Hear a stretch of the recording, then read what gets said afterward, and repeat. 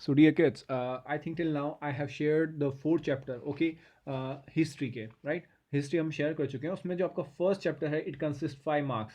Second chapter जो है it consist 6 marks. The third chapter British and the struggling in India right with the British empire that is consist 7 marks. So highest percentage ratio है इनका. Next the world history it just has industrial revolution in it and it just has a value of 2 marks. तो 2 marks का ही part है.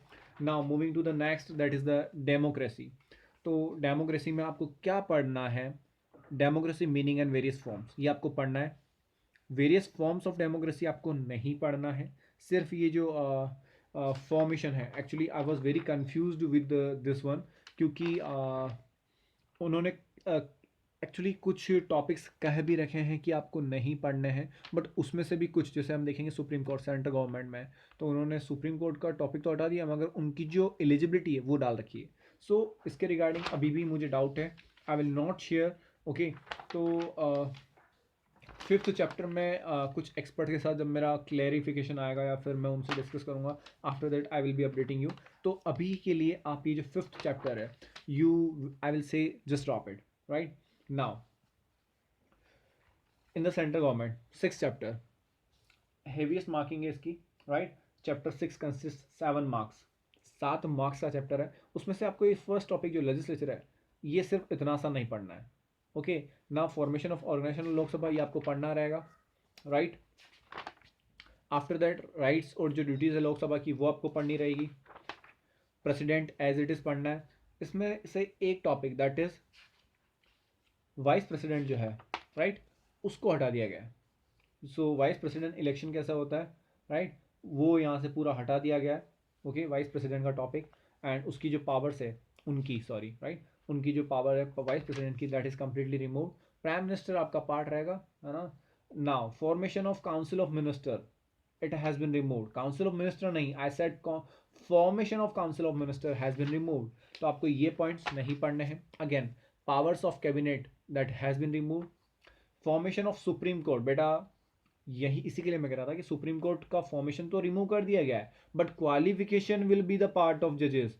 तो यहाँ पे इसको रखने का जो ऑब्जेक्ट है I do not got it. But formation जो है सुप्रीम कोर्ट इसमें इतने सारे पॉइंट्स हैं, 7 पॉइंट्स को इन्होंने एज इट इज़ रखा है. जुडिस्ट्रिक्शन पावर और सुप्रीम कोर्ट इनको भी इन्होंने रिमूव करने का पूरा ट्राई किया था बट आई डोंट थिंक कि ये रिमूव किया गया है. सो हम ये पढ़ेंगे क्वालिफिकेशन ऑफ द जजेस वी विल रीड दैट. और ये जो पावर और फंक्शन है सुप्रीम कोर्ट की वी विल रीड दैट. तो सुप्रीम कोर्ट के फॉर्मेशन है उसी को हम नहीं पढ़ेंगे. क्षेत्राधिकार मीन्स जुडिशियल पावर को भी एक तरह से इन्होंने इग्नोर किया है. Means they said to remove but कार्यकारिणी है हिंदी में. पूरा इंग्लिश ट्रांसलेशन करने के बाद भी मेरे को लग रहा है डाउट है कि पावर और जो फंक्शन है सुप्रीम कोर्ट के it must be the part, क्योंकि ये काफ़ी इंपॉर्टेंस रखता है. सो एक बार इसको हल्का हम मैं इसको कटवा नहीं रहा हूँ जस्ट बिकॉज क्योंकि इसकी इंपॉर्टेंस है तो हम इसको थोड़ा बहुत देखेंगे right. Now moving to the next chapter that is state government. इसमें से ज़्यादा कुछ नहीं है, आपको पूरा का पूरा पढ़ना है. जो नहीं पढ़ना है मैं बताता हूँ. Formation of the legislative council ये आपको नहीं पढ़ना है राइट. ये आप जस्ट अ मिनट सॉरी बेटा ये आपको पढ़ना है. Formation of legislative council you have to read that. Okay, I was just willing to क्योंकि मेरे को डाउट था कि ये मैंने बाद में कैंसिल किया था. Formation of legislative council you have to read. I am repeating you have to read this. Now this is the tiny part which has been removed. Process of formation of legislative council of Rajasthan and its present position. ये इतना सा part 4 लाइनें उन्होंने remove किए तो ये आप मत पढ़ना. Alright, now moving ahead. There is nothing which has been remove from the 7th chapter और इसीलिए इसका वेटेज 8 मार्क्स का है. How much? 8 marks. I will say go and read it. 8th chapter you have to read it whole. Alright, 2 marks का है तो आपको अच्छे से पढ़ना है. In context of Rajasthan specially focus कर लेना राइट. हमारे यहाँ पे जोहड़ बेरी चौकी नाड़ी क्या होता है right. You have to read that because water self help खादीन जो होती है, मुख्यमंत्री जल स्वावलंबन योजना जो है you have to read that. 2 marks की इसकी इंपॉर्टेंट है, don't forget. Agriculture in India what you have to read. Introduction पढ़ना है आपको, ठीक है. जो क्रॉप्स के टाइप्स है वो पढ़ना है. इसका वेटेज जो है that is of 3 marks right. अब मेजर फूड ग्रेन क्रॉप्स को इसमें इंक्लूड किया है क्या नहीं किया है, that is the major pulse crop आपको नहीं पढ़ना है। I am again saying pulse crop को नहीं पढ़ना है, जबकि मेजर फूड क्रॉप जो है, ग्रेन क्रॉप जो है, इसमें से एक क्वेश्चन 2 मार्क्स के लिए आ सकता है और एक एक मार्क्स के लिए इसमें से कुछ भी पुट अप कर सकते हैं, right. So don't forget that, have a look, right. Next, contribution of agriculture in Indian, agriculture का जो इंडियन इकोनॉमिक कंट्रीब्यूशन है वो हटा दिया गया है, राइट। और ये जो मेजर पल्स थी, पल्स क्रॉप है, वो भी हटा ही दी गई है, राइट। सो आपको उस पर भी फोकस नहीं करना है। Now minerals and energy, moving to the 10th chapter, that is the mineral and energy. तो major mineral resources in India, आपको मेजर मिनरल्स इन इंडिया जो है वो नहीं पढ़ना है, okay, you do not have to read it. Next, copper. अब देखो बेटा, मेजर मिनरल रिसोर्स में ये सब का सब आता है, ये सब नहीं पढ़ना है हमको। छत्तीसगढ़ में क्या था, राइट, आयरन ओर जो है वो हमको नहीं पढ़ना है, ओके। आयरन ओर के बाद copper, bauxite, mica, we do not have to read it, right. Lead zinc हमको नहीं पढ़ना है। Now the energy minerals, it is must important. Energy minerals जो है उनकी इंपॉर्टेंस काफ़ी है, right. Coal, petroleum, atomic energy minerals, all right, petroleum product we have to read. And then minerals in the Rajasthan, it is important from the Rajasthan point of view, right, it is the board examination. So minerals in Rajasthan we have to read. This chapter consists 5 marks, so you can understand the importance of this chapter, right. In the geography, I think this is the only chapter which has highest weightage. So minerals in Rajasthan has the highest importance in from examination point of view. Manufacturing industries में introduction आपको पढ़ना है, beginning of modern industries नहीं पढ़ना है, iron and steel industry नहीं पढ़ना है, काफ़ी बर्डन आपका रिलीज कर दिया गया है। कॉटन टेक्सटाइल इंडस्ट्री जो है वो रिमूव कर दी है पूरी की पूरी, और अदर जो इंडस्ट्रीज है, cement industry, paper industry, it will not be part of exam. Industrial pollution यहाँ पे दिया गया है जो हमको पढ़ना है, और इंडस्ट्रियलाइजेशन राजस्थान के पॉइंट ऑफ व्यू में ये हमको पढ़ना रहेगा, right. So you have to cover this in the geography. Now moving to the 12th chapter, the human resources. देखो, ह्यूमन रिसोर्सेज स्टार्टिंग इंट्रो हमको पढ़ना है, right. Size and distribution you have to cover, पढ़ना है आपको, right. Population growth क्या होती है वो पढ़ना है। Reason for population growth, density of population growth, क्या क्या कारण है, किस वजह से पॉपुलेशन बढ़ती है, पढ़ना है। पॉपुलेशन की प्रॉब्लम क्या है, don't, we do not have to read it, right. Now literacy rate, sex ratio हमको पढ़ने का है। Urbanisation we do not have to. Population policy क्या है उससे हमको कोई लेना देना नहीं है। And the population policy of Rajasthan in context Rajasthan कोई इंपॉर्टेंस नहीं दी गई है। This chapter also consist 4 marks. So ये 3 टॉपिक नहीं पढ़ने हैं और पॉपुलेशन प्रॉब्लम नहीं पढ़ना है, right. I think I have cleared lot. So this was the part of geography. Geography में 13 चैप्टर है, कट कर दिया गया, तो इसका बर्डन है ही नहीं। 14th ऑनवर्ड आपका इकोनॉमी स्टार्ट हो जाता है। So we will be covering economy now. Economy में नेशनल इनकम एंड इंट्रोडक्शन। देखो, इकोनॉमिक कॉन्सेप्ट और प्लानिंग की बात करें तो इकोनॉमिक ग्रोथ और जो प्लानिंग है उसी को इंपॉर्टेंस दी गई है।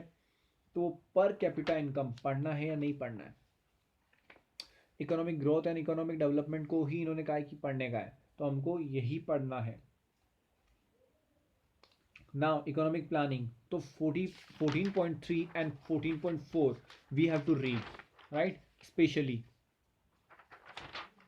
Other than that, NITI Aayog के, अब देखो बेटा, इन्होंने इसमें से कुछ काटा नहीं है, तो जिसके लिए इन्होंने काटा नहीं है उसके रिगार्डिंग हम कुछ भी नहीं कहेंगे, राइट। जो इन्होंने नहीं काटा है उस पर हम कोई कुछ नहीं कहेंगे, क्योंकि देखो इन्होंने जो जो काटने के लिए कहा था वी हैव रिमूव्ड, और बाकी का इन्होंने कुछ नहीं काटा है।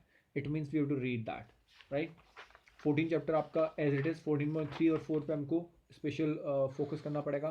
15 chapter that is the characteristic and unique trend of the economy, तो इसमें इम्फेसाइज 15.3 एंड 4 पे करना है, but we have to still read this, क्योंकि इसमें से इन्होंने क्या रिमूव किया है वो क्लियर नहीं किया है, right. So these are the chapters I think we can do. और स्किल डेवलपमेंट और concept of swadeshi is major important, right. Concept of swadeshi और स्किल डेवलपमेंट जो है और ये जो हमारा sector economic sector 15.3 economic reforms, these are the major important chapters in our syllabus. Moving ahead, section chapter challenges to Indian economy जो है उसमें से पॉवर्टी और अनएम्प्लॉयमेंट के जो रीज़न है, इन्फ्लेशन, ये आपको नॉर्मल टर्मिनोलॉजी जो समझ नहीं रहेगी। कॉजेज ऑफ इन्फ्लेशन क्या होता है, राइट, मुद्रास्फीति, या आप अगर समझते हो तो 16.2 poverty, I think it has been removed, but still हमको पढ़ना पड़ेगा क्योंकि इसके रिगार्डिंग, क्योंकि 18 ऑनवर्ड, 13 के बाद में कोई भी चैप्टर ऐसा नहीं जिसमें उन्होंने अपडेट दिया हो कि ये रिमूव कर लिया गया है। So we will have to look over that and we will have to whole read the whole chapter. 17 chapter का आपका एज इट इज़ हटा दिया गया है, so you do not have to read it, right. Financial intermediaries, commercial bank, money lenders क्या होता है, self help group, chit fund क्या होता है, नहीं पढ़ना है। Consumer and legal awareness, it is the part of your syllabus and you have to read the whole, right. तो इसमें आपको इंपॉर्टेंस किस चीज़ पे देनी मैं बता देता हूँ।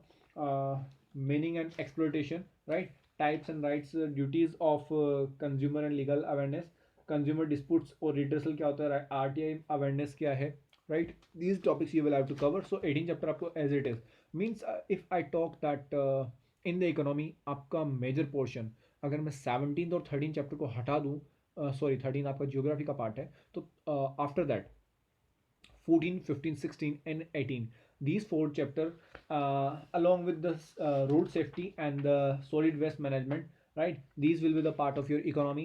And these both chapter consist of 4 marks, 19 and 20, and the 18 chapter which is RTI, it consists 4 marks, I think.